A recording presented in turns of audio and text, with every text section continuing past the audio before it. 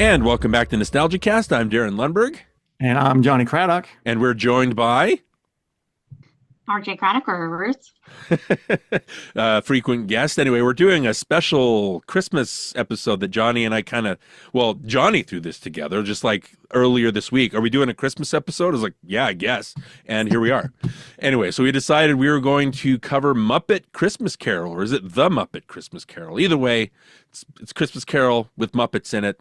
It's directed by, oh my gosh, it's directed by Brian Henson. It's his first job directing. Jim Henson's son. Yeah, that's right. So this was I believe the first major project that Jim Henson Productions brought to fruition after Jim Henson's death.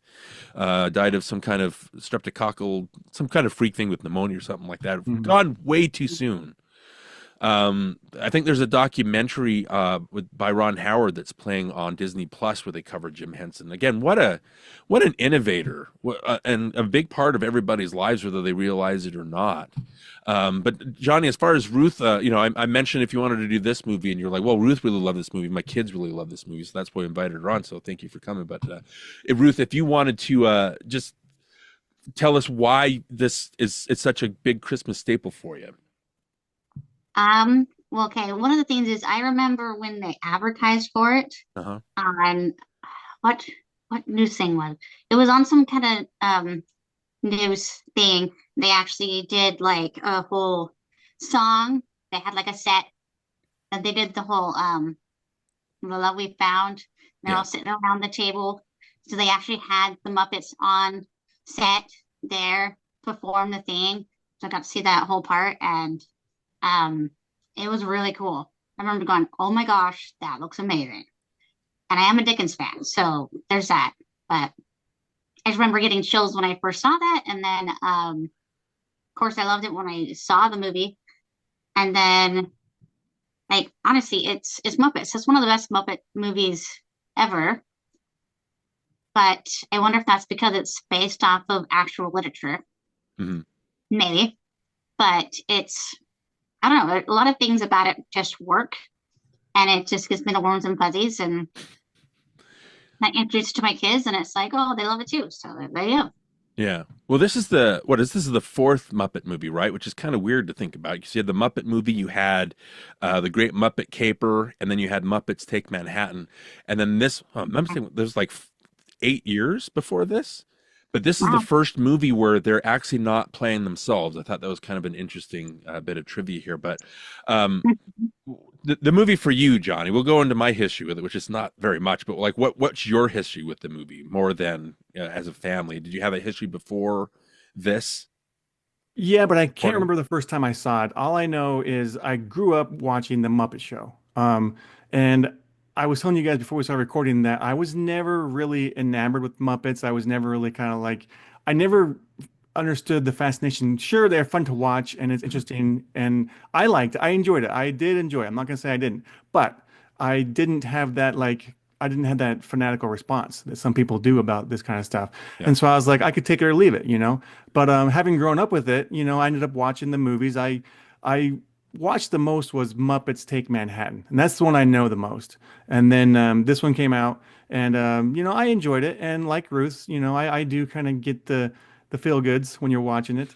But we watch it every year as a family because my wife loves it so much, Ruth loves it, and my kids love it. They have seen it so many times that they have it memorized, and they we were very annoying. Yeah, they recite the lines, they know all the words of the songs, they sing along, and it's fun. It's really a good time. So even though I'm not like a huge fan of Muppets or anything, I appreciate what they are. And I can have a good time watching it every year with my family. I will say Animal's my favorite. And just for fun, Ruth made this for me. It's a little shirt that he plays drums on the shirt. I don't know if you can see that or not, but Ruth made it. And so I wear it once a year during Christmas time. So wow. Yeah. An author It's and a fashionista. That's impressive. yeah, she's very talented. Oh, okay. Well, we'll talk about history, and then this would be nice to see go over to Ruth here. But like history with Muppet Christmas Carol myself is, I think this is another Better Off Dead situation because I know that when people talk about this movie, I'm like, yeah, I've seen that, but then when I really thought about it, when I decided let's do Muppet Christmas Carol, I thought of that because it's like I don't know if I've actually sat through the whole thing, because I don't know if it's like osmosis that I recognize the movie from, because I've seen clips and YouTube things and I know some of the songs, but yeah, sitting down and watching it tonight on Disney Plus, I was like, I haven't seen this all the way through. Like, obviously, you know the beats because it's what the umpteenth adaptation of the Dickens book. But again, I don't have a real big history with it other than watching it tonight. I was like, that went by really fast. Number one, it's like, what, 90 minutes or less than 90 minutes? And then the plot just goes. So I don't know if it's like, again, just the adaptation that I'm so used to it. But as far as like the Muppets go, yeah, I don't know what it is that you didn't get into that, Johnny, because Muppets for me was just magic from the very first thing. I don't know what it is. It's just you hear stories about, because they're on set, they've just got their characters with hands up their butts, right? Because you see the puppets, but there are actual stories of interviewers that'll go in to interview Kermit because they put on the whole show. And even though they can see the puppeteers, as soon as Kermit starts talking, the interviewers will just break down and start crying because it's so magical to them. They just buy that even though they can see this puppeteer, Kermit and Piggy and Fozzie and Gonzo are just these real life beings because that's the kind of magic that they put on. Yeah, I watched the Muppet Show too when I was big into it, and they made me laugh like nothing else. So the Muppets have just always been magic to me. I think we talked briefly about this during our Labyrinth episode, Ruth, which you guested on. But Brian Froud, the Jim Henson, all that. What do the Muppets mean to you? I know that you've talked about the movie meaning something to you, but Ruth, what are the Muppets to you? Even though they're nothing to Johnny, what are they to you? Well, I grew up with the Muppet Baby cartoon Oh that yeah, used to be on TV, and so I remember growing up with that show, and then I grew up with the movies. And I don't know, it just I've always been fascinated with the puppetry and like just the design of the characters, and it's just really fascinating because he did something very different with puppets.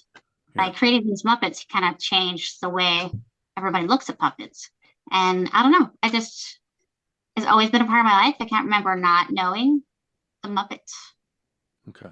honestly. Okay, I can say a few things. I never liked the sound of Kermit's voice, and I never liked Miss Piggy. And those two being the main two puppets that you see Oh, all the time, So it good. was hard for me. I liked the Statler and Waldorf characters, and I liked Animal. I hated Beaker because he never said anything. He just like did the beep beep thing, and so it was the kind of like little things would grate on me, and so I would kind of just avoid it. That's all it was. Hmm. And Muppets Take Manhattan, there's a couple scenes in that movie that just drive me nuts, and I just cannot watch those scenes, and because I've seen them so many times, and I just remember getting mad when those scenes would come on, and so like it's just part of me is kind of like, oh, I don't want to watch that again. But like I say, I do watch it with my family. We enjoy it. We have a good time together, and so that's what it means. That's why it's special for us because we have a time to bond as a family. So I still appreciate it for that Right. aspect. Okay. Well, again, watching it tonight, it's a fascinating experience. Number one, the Paul Williams songs I recognize. It's strange. I know I haven't watched the movie all the way through, but I know the songs, and they're very comforting. But I think the movie, like I said, it just goes like a bullet, and it just went by really, really fast. Like before I knew what was happening, it seemed like Scrooge is already talking with the ghost of Christmas past. And again, all that I don't know if it's just because I'm familiar with the book, and it just kind of is a great adaptation of that. But what I thought was interesting is even though it's the Muppets playing these characters, even though it's Kermit he's for the first time he's not the main character, even though they make jokes about, Rizzle the Rat says, "You're not Charles Dickens," when Gonzo introduces himself. But I think Henson wanted to have that just to kind of have some of the original text.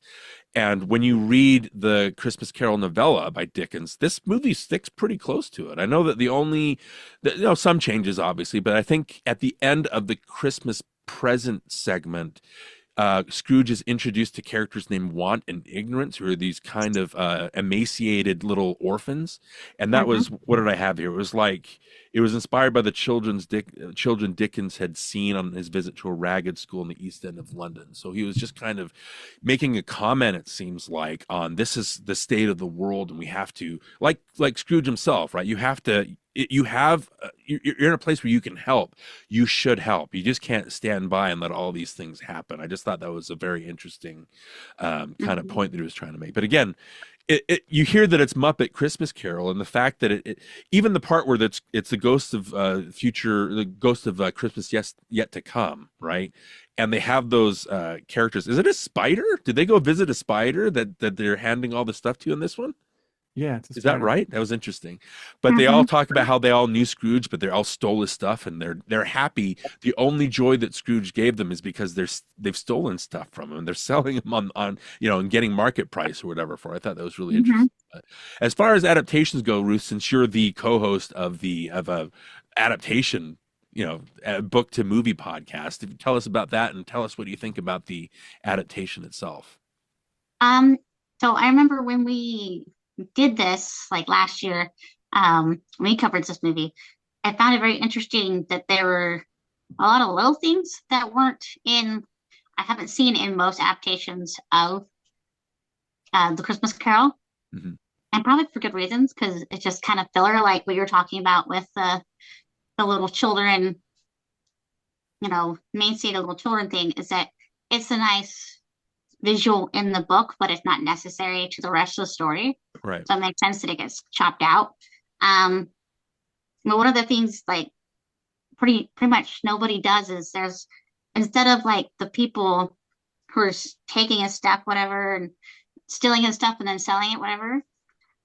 There was also these some tenants of his who were about to like lose everything, and then because he died, they didn't have to pay their mortgage or whatever, and they were happy that he died because it made things better for them. Hmm.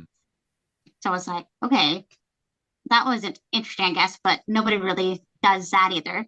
Maybe it's just too much. I don't know.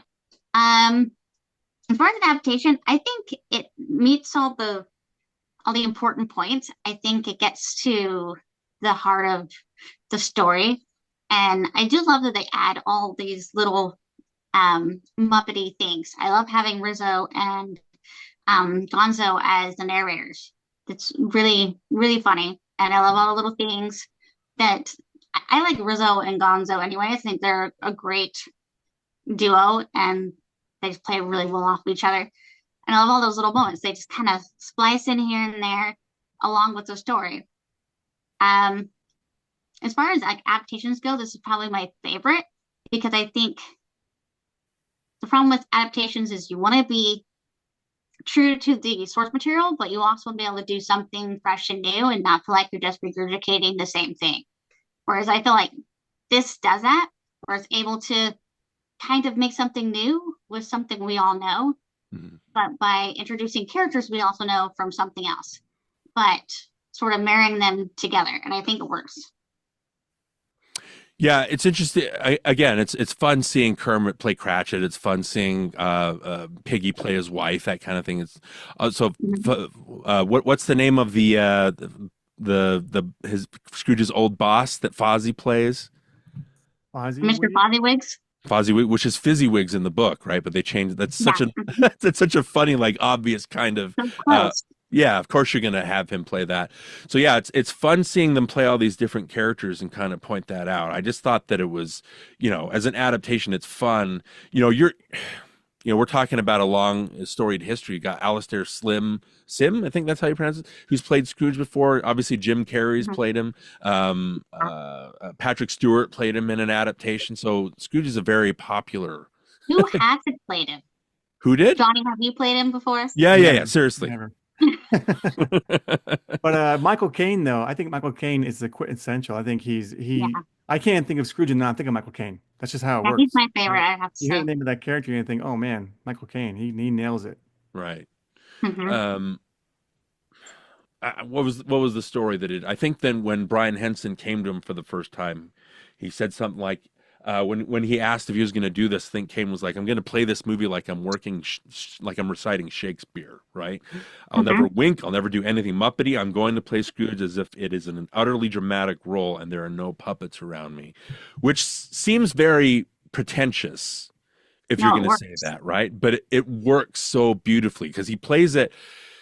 There's a disconnect. If you're going to be a character, if you're going to be an actor playing with Muppets, like it's silly, right? Part of it's really silly, but the way that Kane plays it so straight and plays it so serious, like he doesn't treat them like they're Muppets, if that makes sense. And again, I'm not saying anything that people haven't said about this movie before, but watching it this tonight again, it is a great choice on his part. And Johnny, is that a reason why you think he might be the definitive? I think so, because I think when people do kind of they don't take it seriously and they get kind of silly with it, that's when I tune out. Because like I've seen the other ones when the other actors are like, you can tell they know they're playing with Muppets, and it's kind of like But you believe that these are people in his world. You believe that they're not just Muppets, but they're actual because they intermix people with Muppets, and so you see, Hmm. it's kind of half and half, and so it works because he plays it so seriously. I think it was fantastic. Yeah, Yeah, he's it's a straight fun. man. It's fun to watch him because when you have Marley and Marley show up, and I like that shot of Kane backed up against like the clock in the background, which again, that's a theme of the movie is time, what you do with your time. But the way that and again, the Muppets get all the anarchic kind of anachronistic dialogue, and you buy them because they're Muppets, right? But what I liked in that scene is Kane is shouting things that again seems very Shakespearean. He's taking it very seriously, like he is a part of that time. And I think that's what helps sell it. There's even parts where, I'm sure it's in the other adaptations before, but I like in this one how they brought up like maybe because he spent so much time alone and he shut everybody out. Maybe that's why he's so angry. And you have that one quick scene that I think is very effective, where it's after after Scrooge has gone to bed and he's sitting there by himself. I think it's before Marley and Marley come to visit him, but he's just sitting, just all alone. And the way that the music plays, you're like, this guy's really lonely. Like this is his life. And I think that hits it. Like again, I'm sure that's in the other adaptations, but it didn't hit me as hard in those as I think it did right here. You know what moment I really liked at the very end when he's got everybody hiding up to the side and he knocks on Cratchit's door just before Kermit answers. You see him change. Like he goes from being like this repentant, like happy soul, happy on Christmas to being like back to his old, Scrooge self. And that I love watching that change. I love watching him go from one character to the next character and then like slowly come out of it as he walks into the house and like reveal the turkey and all that stuff. That I don't know, Yeah. that's fun for me because that to me that's what I like to watch. I like to watch that kind of acting where you see a character change. That's why I like watching movies about schizophrenics because they're always changing characters, and Exactly. that's really fun for me. Yeah. But yeah, Michael Caine, like I say, can't say enough good things about his performance. I love that part because he's trying to like stay in character as the old him, and Piggy's trying to threaten him, but he's trying just to finish saying what he needs to say. And she's like, "Oh, I don't know, just hit you right with the payment." And she's like, "Oh, wait a second, what?" Yeah. I Well, don't know. It's pretty funny. I that's a payoff to a joke because I like the scene where Christmas Present is showing the Cratchits, and Bob raises a glass. I want to raise a glass and pay my respects to Scrooge, who helped pay for this meal. And Piggy is obviously, or Emily in the movie is obviously like upset because this isn't much of a meal. Like he gives you crap all the time. He doesn't pay you anything, and she does the Piggy thing. But then Kermit's like, or I keep getting messing up, but Kermit's like, this it's Christmas. Can we try to stay positive? Like we want to make sure that the kids are positive here. I really like Mhm. that dynamic of the two Piggy daughters, how they're just Yeah, Mhm. like her.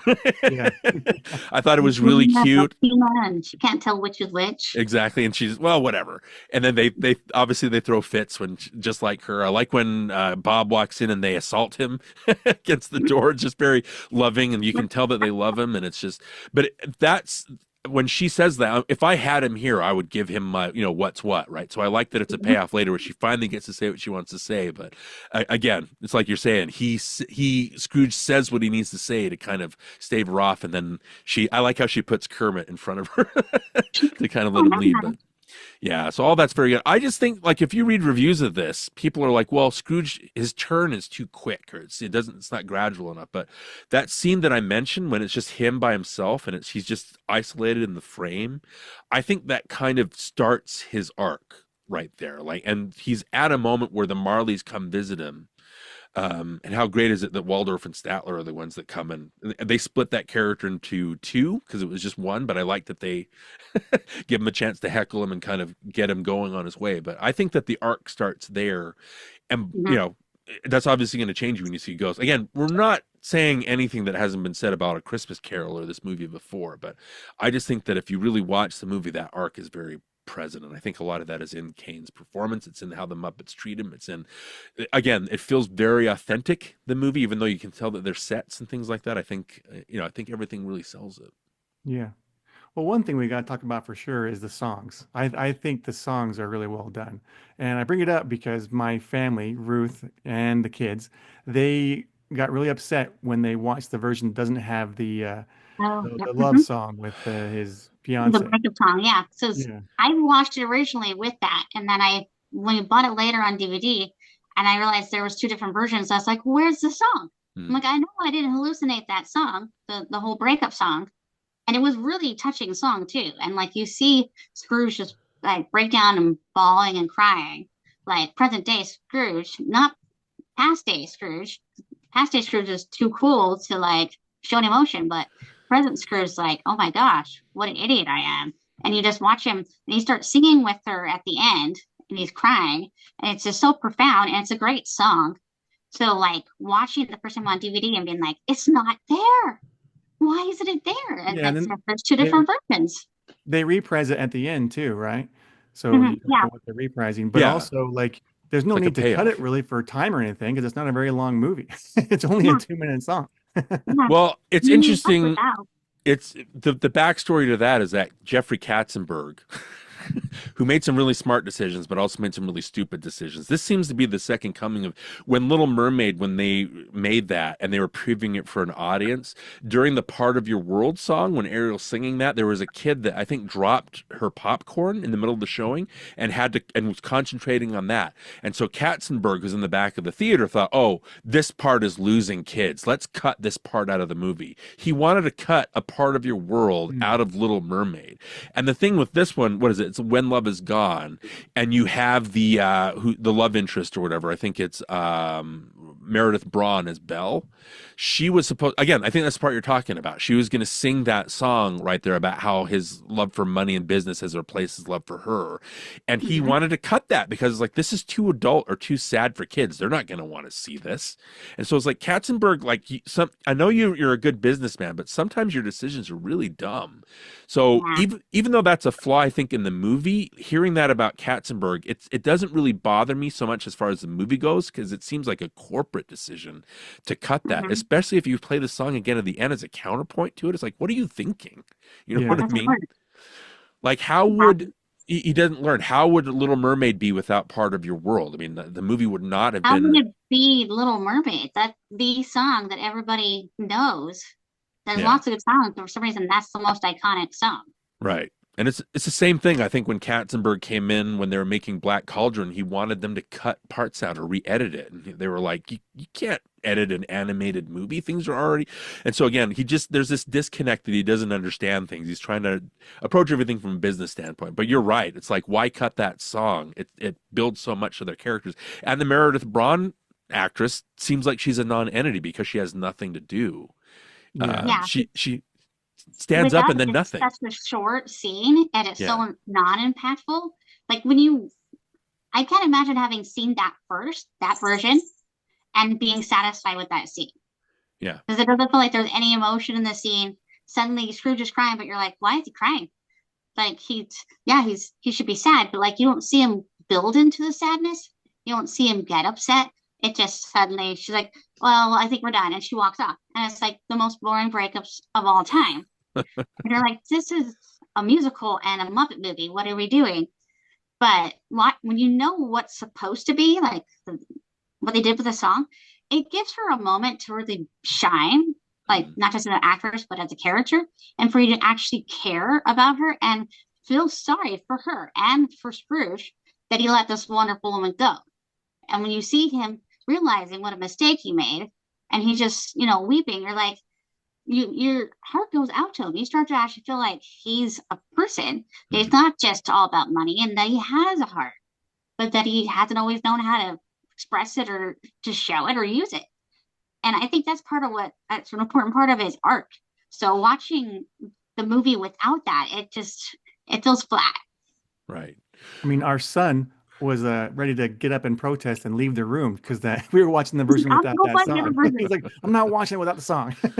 We were Right. like, Well, I didn't realize because again they cut it out of the movie, and then I think the rumor was they lost the negatives. But then for its 30th anniversary, just within the last couple of years, they found like another version of it, or like a version that they was just as good as the original negative, so they integrated it back in. But I didn't know about all that. So the version that I started, again, you see them talking on the bench, and then she gets up, she says one thing, and then it's the next scene. And I thought, like watching the movie for the first time, I was like, did I miss something? Did I yeah, turn away during that part? And so when I paused it and had to do that, and then obviously I think that's an option on Disney Plus that you can watch it and you plug it back in. You're like, why would you cut that? Like it's worse. Like I understand that you want to maybe cut it for time or because it's sad, but it's like It's for it's me though. yeah, it's jarring. to cut, you're taking 5 minutes out. It's like Katzenberg.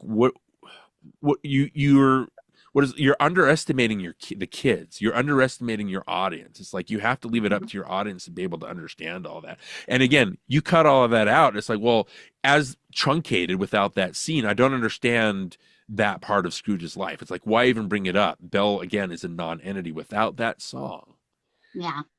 I just think that's kind of Well, in the beginning of the movie, Rizzo even points out, "Are you sure this is pretty dark stuff for kids?" And John's was like, "Oh no, it's okay. It's literature." yeah, yeah, So it's culture. Yeah, yeah, they already said, "Yeah, it's culture." right. So The again, kids are smarter than you think they are, and especially since yeah, it isn't just a kids movie; it's a family movie, and right, that's like the best family movies have stuff that all ages can appreciate, and it's not just playing down to little kids. right. Those are the best family movies. Well, I would also say that the Muppets isn't just for kids. The Muppets have an adult appeal because they have recognizable traits, they have recognizable personalities, things like that. You want to be positive like Kermit. They're aspirational figures. So I just think like if you're in this, you're not just appealing to kids. I think again you're underestimating your audience. Muppets are just as much for adults as they are for kids, especially Mm-hmm. treated like this. As a kid, if you're watching your parent react to the scene, and as adults, we need that scene with Belle because we need to understand her as a character and what she means to Scrooge, right? And Mm-hmm. so, as adults, we need that. And I think kids, even though there's a song that maybe they don't understand, if they look to us as examples and they see that we're watching the scene like with full intent and full attention, they're going to pick up on that. That it's, I don't know. I don't know if I'm making sense or I just think when you underestimate your audience like that, I think that's really just a mistake. Like you have to let them come up with their own, I don't know, reactions to something like that. Mm-hmm. yeah. Keep the money man out of the art. Let the artists do the art. Yeah, Yeah, like I said, Katzenberg's made a bunch of smart decisions, but there are some you think he'd learn from his Little Mermaid. I'm sure he doesn't blame himself for that. I want to also quickly mention the cinematography because the very first shot of the movie is this long pullback and you see all the tops of the houses, and it's obviously like a model, like a set and everything, and Yeah, you can tell that. And as it pulls back, and I kept thinking, okay, when are they going to transition into the real world? Because I forgot when it happened.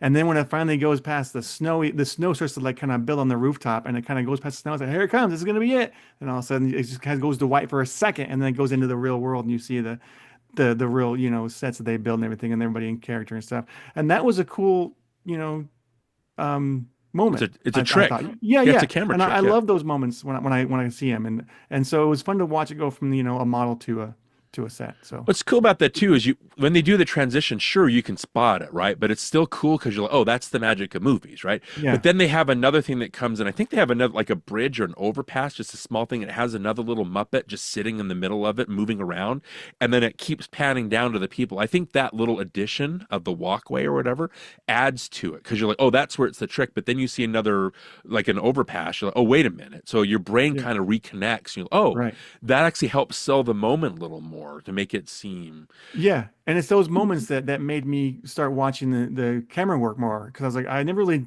pay much attention to it, over the years watching this movie, but I was like, I need to watch that and see what they're doing here. And I realized they were shooting this like a real movie. They were like taking every shot really seriously. All the coverage was there. It was like, wow, they really put a lot of effort into this. And so I gained an extra appreciation for the camera work and the behind the scenes.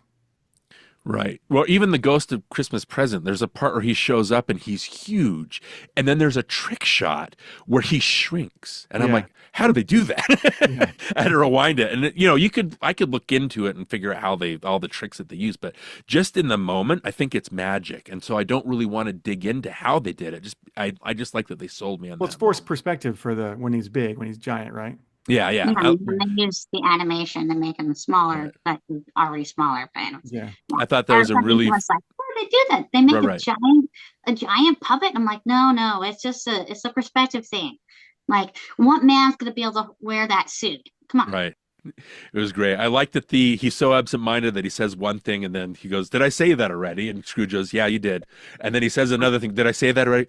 "Yeah, you did." I thought that was really funny. Yeah. But I want to see here. Obviously, we know like the big trick of the Muppet movie was when you saw Kermit, because again, the camera for the Muppet show or when you see the Muppets, it has to be from the waist up because that's where the puppeteers are. But there's a shot in the Muppet movie where you see Kermit riding a bike, and that again, the full body shot of him, and it kind of blew people's minds. Yeah, there are the tricks here where you see Bob walking with Tiny Tim, and you can tell it's a trick shot where he's walking, obviously, and it doesn't, it's not real, but it kind of sells that magic moment. So there's all that stuff. But I want to talk about, and Ruth, since you're such a Brian Froud fan, and we talked about all this stuff during Labyrinth, the three ghosts, the design of each of those. Johnny, you're talking about the cinematography. When the Ghost of Christmas Yet to Come shows up and he's just standing there, and the light is just coming from the back, like kind of rays, and I'm like, that is a great shot. That's a cool shot. Yeah. But as far as the three ghosts go, Ruth, what's your take on those three ghosts and how because I know that they wanted to make Gonzo and Piggy and Fozzie be the ghosts, but then they were like, no, let's make new characters so we can have the regular Muppets and all these other parts. But yeah, Ruth, what is your opinion on those three ghosts?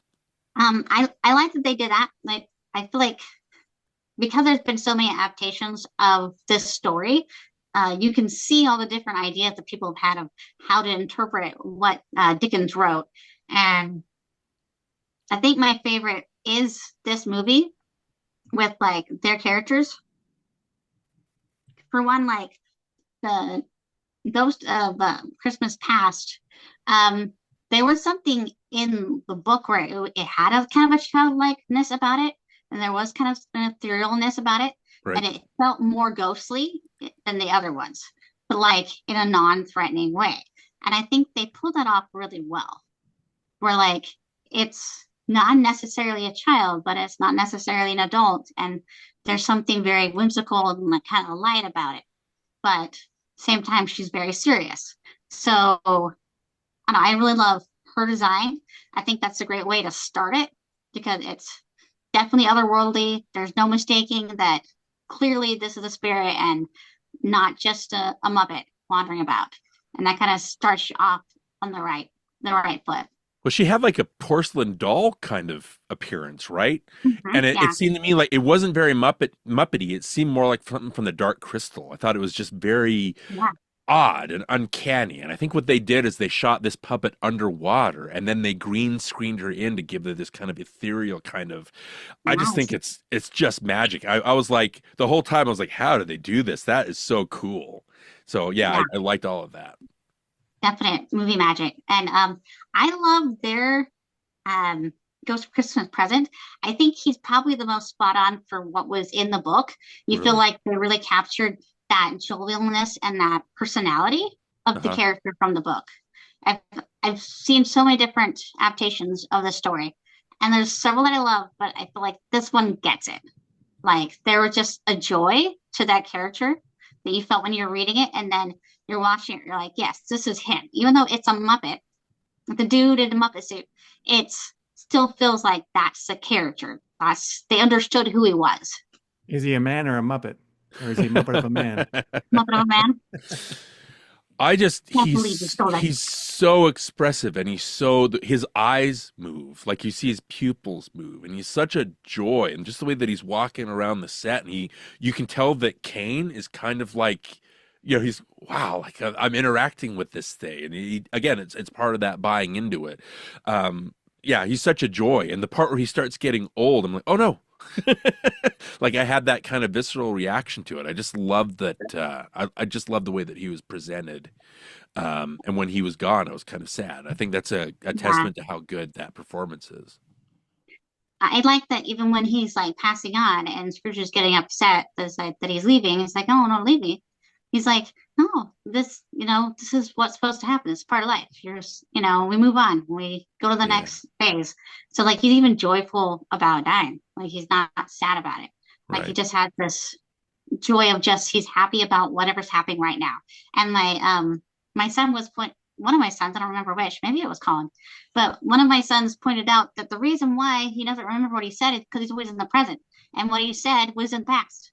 So Yeah, he's like so in the present, it's just right now. And I'm like, That's I never funny. thought about that, but Hmm. that makes sense. yeah. Well, it's Jerry Nelson doing the voice, and then they had a bunch of people, with Donald Austin, and I think Donald Austin was the puppeteer for that. But such a great, I want to see more of that puppet. I want to see more of that creation, just because it was I don't know, I just really got a kick out of all that. Hmm. Yeah, he was bigger than life. It was really fun. And then he says he has like 1,800 brothers. You're like, whoa, I want to see their whole family. I want to see their Christmas, like what they would be like all together. A whole Yeah, bunch of hymns. Like that sounds like a good time. right. I like that he brings him to the Cratchits, and he's like, "Oh, this is the Cratchits' house." Oh, how did you know that? And Scrooge is like, "Well, you told me." And then the ghost's like, "Well, usually I'm trustworthy." Again, very funny. I love how Scrooge bonds with him. Yeah, Like he's so different from anybody else you know. Like he knows happy people. He knows people that are jovial characters, but not in the way that this character is. He's not worried about the past. He's not thinking about the future. He's very in the present. He's not worried about trying. I don't know. It feels like he helps Scrooge because it feels like he's trying to help him, but without forcing him. He's sort yeah, of just leading the way. He just kind of gently taking him with him. There's no sense of he's being dragged along or he's forcing him to watch these things or be a part of these things. Like it feels like I don't know. It's a very non-threatening character, like because he's just experiencing it with Scrooge, and I feel like he bonds with that character more than anyone else because like he learns to like him almost right away. Like you can see the moment where he's like first he's like, I don't know how to handle this character, and then you see the moment where he's like, oh, I like you, and mhm, like he just lights up. You start smiling and laughing with him, and it's like joking with him, and you're like, okay, he hasn't told like an actual joke this whole time until now, and you're like, that's because he's connecting with someone. right.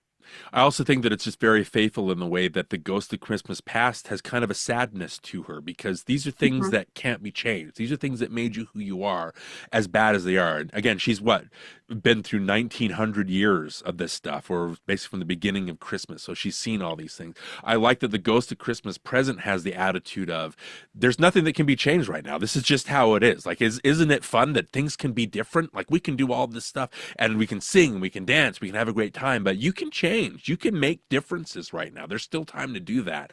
And then obviously with the Ghost of Christmas is Yet to Come, which again I thought was interesting. I always called it the Ghost of Christmas Future, which they call it Yeah. at one point here, but it's actually the Ghost of Christmas Yet to Come.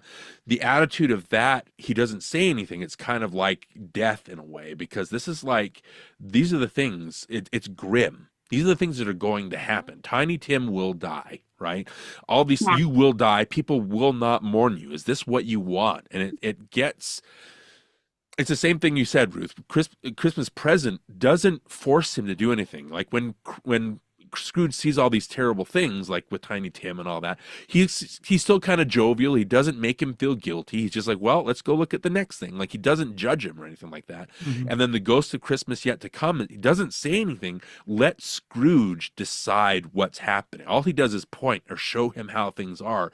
And by not saying anything, Scrooge can project himself onto the situation. Again, from an adaptation standpoint, I'm so glad that they didn't try to be cynical or try to be jokey with these moments that matter in the book and make the book or the novella make it so memorable and make it stand the test of time.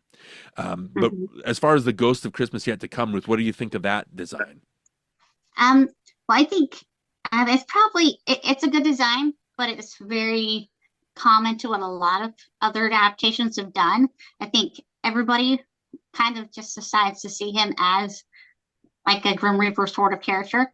I do really love that he doesn't talk. I love that he just has a very like ominous presence, and like he's not so much scary and he's not really happy. And I do love how like when Scrooge meets him at first, he's trying to treat him like the ghost of Christmas present, and he's trying to like have that connection. But when he can't get anything out of him, he's kind of like, this is so weird to have somebody I not communicating with. I just had this great time talking to this guy. I learned so much from him. Now, this is the most important thing I need to learn is what's going to happen. And I'm having to do this by myself, pretty much. You just have the spirit there, but he's not giving you anything. He's not helping you at all. And I think I don't know, I think that works because in the future, you don't have no idea what's going to happen. There's no way to predict it. So you're not going to really have anyone telling you what's going to happen. So even the spirit doesn't really know. He's just there. I love the choice of Gonzo and Rizzo the Rat removing themselves from the situation because it's too scary. But when they said that, we'll see you in the finale, I was like, oh, this is going to get us to the point where we have to move forward. They're not going to be there to kind of, paper over all the tougher stuff they're about to see. We have to face this just like Scrooge has to face this. I really like that choice.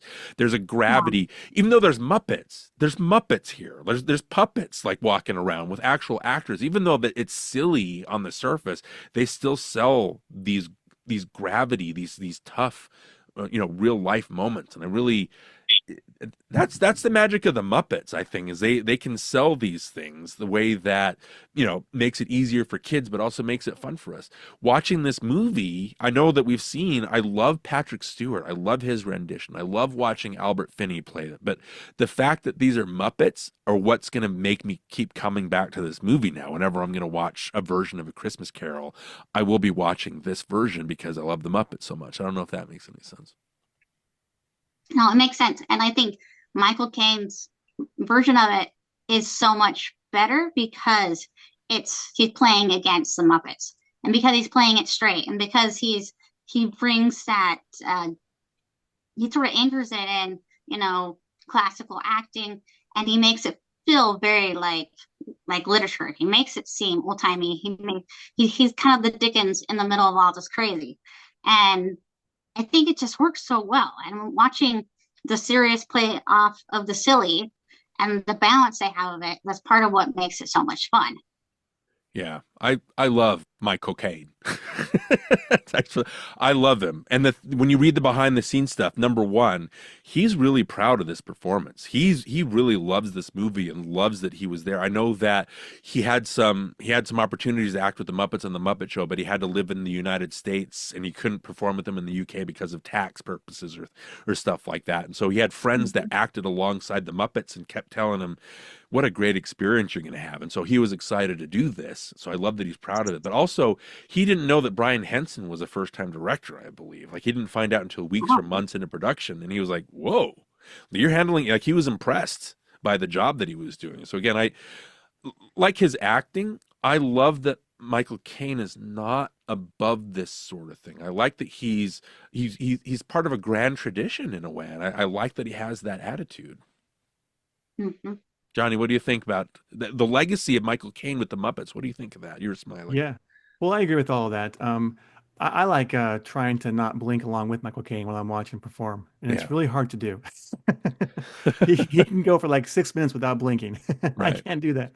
But no, Yeah. he's great. I agree, and I agree with everything you guys have said as far as the designs of the ghosts of Christmas, past, present, and future, and all that. Because I think all of them are well designed, and it does they do what they're supposed to do, and they take him from where he was to where he needs to be, and it's fun to watch that transformation with the Scrooge character, and I think Michael Caine really sells it.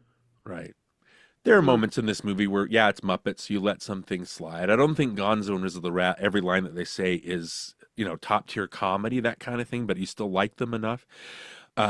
You watch the Muppets with Jason Segel and Amy Adams, and they're playing it really silly because it's a Muppet movie. Like you watch and you're like, yeah, but it's the Muppets, right?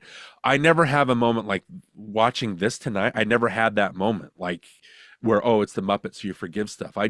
The thing that's most impressive about this movie is it sells the Christmas Carol adaptation, even though it's Muppets. There was not a moment in this movie where I didn't buy what was being said or didn't buy the emotions that it was trying to sell. I think that's, again, because they're puppets and because it's this adaptation and the fact that it made me feel the warm fuzzies, the Christmas spirit. I think that's a real testament to how well this movie plays.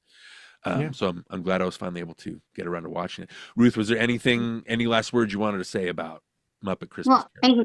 I think part of why this works is because they did a good job at actually casting the Muppets in the right part, Yeah, finding the right thing for them. And I do think it was brilliant to make Jacob Marley two characters just so they could have Statler both and Waldorf. Yeah. Hecklers yeah, there. And then I love that one of them's name is Robert Marley. And Yeah. somebody was like, "How we got to make that Bob joke?" Marley. yeah. And I was like, "That's too funny." But and I And do the love those the characters. Tiny They're so Tim moment, I got sad yeah. after he's dead. I don't know. I don't know how to explain it. It's great.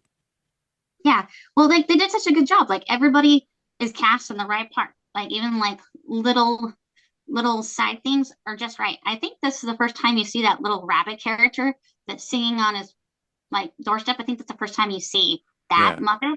Bean Bunny, I And think his name. Yep. I love him. He's so cute and he's so perfect for that part. Right. And then like I don't know, all the additional characters that they made, they all fit in really well with the rest of the cast, with the usual Muppets that it works. So Yeah. good casting. Even though they're still them, they're them playing this part. And usually when an actor plays themselves playing a part, I don't like it, but when it's a Muppet and it makes sense, I guess it works. Yeah. Yeah, that's great. Johnny, anything else you wanted to say about the movie? I don't think so. I think we covered everything. Okay. So, Well, Yeah. yeah. Again, thanks for making me watch this. well, Getting you around chose to it. Yeah, I did. Well, so Ruth, tell us about Paperback Flick since the last time you were on. You were on for a Close Encounters episode with Ray last Oh yeah. season. But how are you guys doing over there? How can we find you on YouTube and any of the Yeah. podcatchers? On YouTube and every place that has podcasts, it's just Paperback Flicks. We talk about books and their movie adaptations. Sometimes we watch a lot of movie adaptations. I know Ray always does. She tries to watch as many of them as she can. I don't know how she finds the time, but I'm glad she's willing to do that, so I don't have to. Um, but yeah, we're in season 3 now. We just did episode 2 of season 3, so we're kind of starting another thing, and yeah, we're just kind of having fun and Yeah, and you guys have doing video. covered Muppets Christmas Carol. So if you haven't got enough of this already, go back and check out their episode of it. It's a lot longer than ours is because they're a lot. They talk for a long time. Right. Yeah, Well, for you, you've had more time for this movie to kind of resonate with you, as opposed to me that just watched this for the first time tonight. So obviously, you're gonna have more to say about it. I know, but I love that you had a good experience and that you enjoyed it. It's always nice when you think something's really great and then somebody else gets to enjoy it and you're like, yes, it's like you're spreading the joy. It's just nice to know other people are seeing what you're seeing or experiencing what you're experiencing. Right. Yeah, and again, just to plug Paperback Flicks, you get that joy from the two of your conversations. So again, we've said this before, great podcast. Go and listen to that. But yeah, this was. Do we usually do a Christmas episode? I know we're in between seasons right now. Yeah, we have. I think we have done a few. Okay. I It's don't a Wonderful think Life you've was done our longer first one. between seasons. You've done like 2 episodes or so, 3 episodes Well, I since think you've been sometimes the off season. episodes are in the middle of the season, but this is the Yeah. time when we ended it before the Christmas, came Right. around. Yeah, So yeah. So we might as Okay. well. Okay. yeah, Well, yeah. So that was our very special Christmas episode. So we're going to start up our next season the next little bit. Johnny and I are still trying to figure things out, make sure we get life stuff with Christmas and everything. We want to be able to handle that first before we dive Yeah, back in. yeah. But You might as well. right. So yeah. But anyway, so we'll be back probably within the next month or so with regular episodes. But until then, for Nostalgia Cast, I'm Darin Lundberg, and I'm Jonny Craddock. and I I'm yeah. What's a line? I got from- one. Bah. Go for it. Humbug. Oh, that'll work. Hoity toity, Mr. Godlike Smarty Pants.